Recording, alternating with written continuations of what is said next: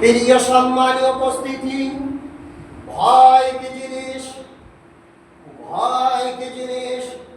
হযরতে আবু হুরায়রা রাদিয়াল্লাহু তাআলা আনহু তিনি বলেন, হযরতে আবু হুরায়রা রাদিয়াল্লাহু তাআলা আনহু তিনি হাদিসের রাবী, তিনি বলেন বিশ্বনবী মুহাম্মদ রাসূলুল্লাহ সাল্লাল্লাহু আলাইহি ওয়াসাল্লাম তিনি আমাদের সামনে দুইজন বনি ইসরাইল ব্যক্তির আলোচনা করলেন। দুইজন বনি ইসরাইল ব্যক্তিরা আলোচনা করলেন, যাদের মধ্যে একজন জমি কিনেছিল, অপরজন জমি বিক্রি করেছিল। একজন জমি কিনেছিল, অপরজন জমি বিক্রি করেছিল।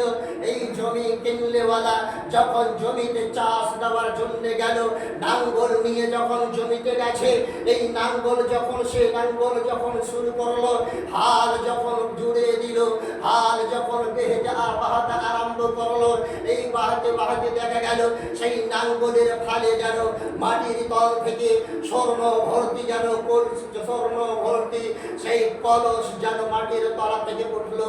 এই মাটির তলা থেকে যখন ওই স্বর্ণ ভর্তি যখন কলস উঠলো, এই কলস নিয়ে অতি গুরুত্ব সেই কাজ বন্ধ করে দিয়ে, চাষ করা বন্ধ করে দিয়ে, চাষকে শেষ করে দিয়ে, চাষ করা বন্ধ করে দিয়ে এই মুহূর্তে সেই জমিওয়ালার কাছে চলে গেলেন।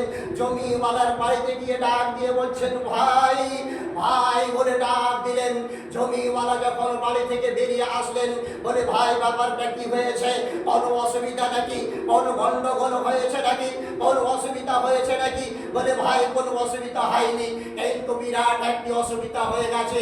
আমার কলিজা যেন দৌড় করতে আরম্ভ করেছে, আমার কলিজা যেন ভয়ে কম্পিত হয়ে গেছে। কারণ আমি আপনার কাছ থেকে যে জমিটা কিনেছি, ওই জমিটাতে আমি যখন চাষ করছিলাম, এই চাষ করা অবস্থায় আপনার জমি থেকে এই স্বর্ণর যে কলস উঠেছে, এই কলসটা উঠেছে, আপনি দয়া করে এটি নিয়ে নিন। কারণ আপনার কাছ থেকে আমি কেবলমাত্র টাকা দিয়ে জমিটা কিনেছি, আপনার জমির ভিতরে যা আছে আমি তা ক্রয় করি। জমির ভিতরে যা আছে আমি তা ক্রয় করিনি, কেবলমাত্র আপনার কাছ থেকে আমি জমিটা নিয়েছি। সে ব্যক্তি বলতে আরম্ভ করলো, ভাই আমি আপনাকে যেই দিন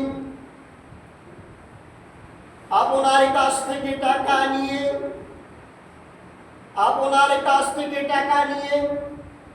ওই রেজিস্ট্রি অফিসে গিয়ে যেই দিন আপনার নামে জমিটা আপনার দলিলে উঠিয়ে দিয়েছি, আপনার নামে রেজিস্ট্রি করে দিয়েছি, সেই দিন থেকে সেই জমিটার ভিতরে সোনা থাক, সোনা থাক, দানা থাক, মণিমুক্তা থাক, যত রকম জিনিস থাক, সেই সমস্ত জিনিসগুলি হচ্ছে আপনার। অতএব এই সোনা আমি গ্রহণ করতে পারবো না, এই সোনা আমি নিতে পারবো না। কারণ এই সোনা নিতে গেলে, এই সোনা যদি আপনার কাছে নেই, তাহলে এটা আমার জন্য অবৈধ হয়ে যাবে, এটা আমার জন্য হারামে পরিণত হয়ে যাবে।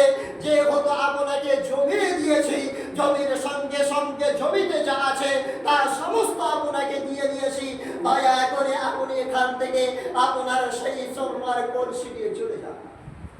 প্রিয় সম্মানীয় উপস্থিতি, দুইজনই বেড়ে পড়ে গেল, ভেজাল পড়ে গেল। এ বলছে দেব নাই, বলছে আমার নাই, ও বলছে আমার নাই।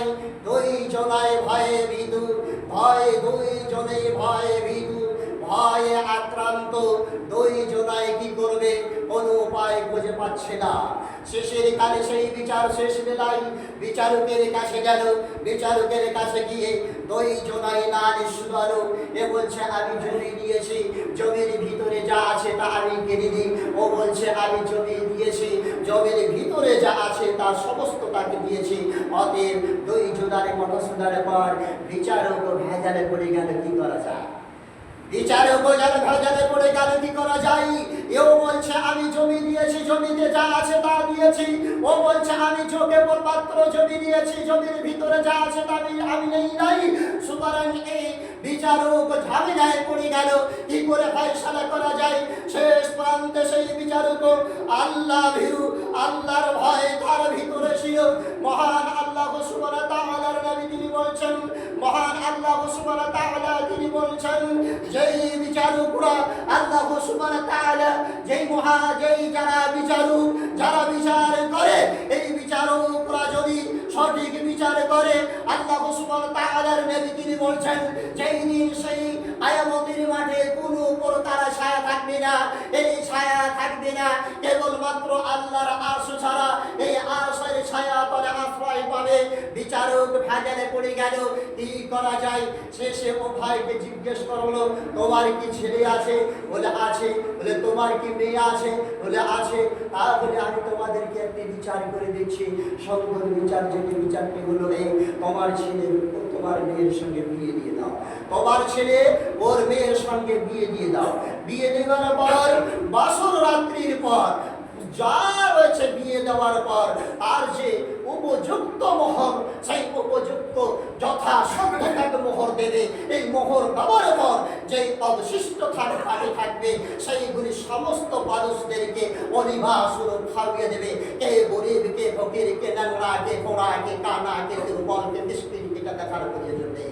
সমস্ত একই লাগাতার ভাবে সমস্ত লোকদেরকে পরিবার খাইয়ে দেবে। এটাই হচ্ছে তোমাদের চূড়ান্ত বিচার, এটাই হচ্ছে চূড়ান্ত বিচার।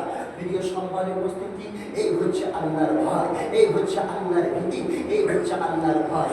আল্লাহর ভয় যদি আপনার ভিতরে থাকে, আল্লাহ সুবহানাহু ওয়া তাআলা তিনি বলছেন, ওয়ালিমান খাফা মাকামা জান্নাত। আল্লাহ সুবহানাহু ওয়া তাআলা তিনি বলছেন, যাদের ভিতরে আল্লাহর ভয় রয়েছে, আল্লাহ সুবহানাহু ওয়া তাআলা প্রিয় সবার উপস্থিতি, আল্লাহ সুবহানাহু ওয়া তাআলা নিজের আলোকে সঠিক উপস্থান করেন।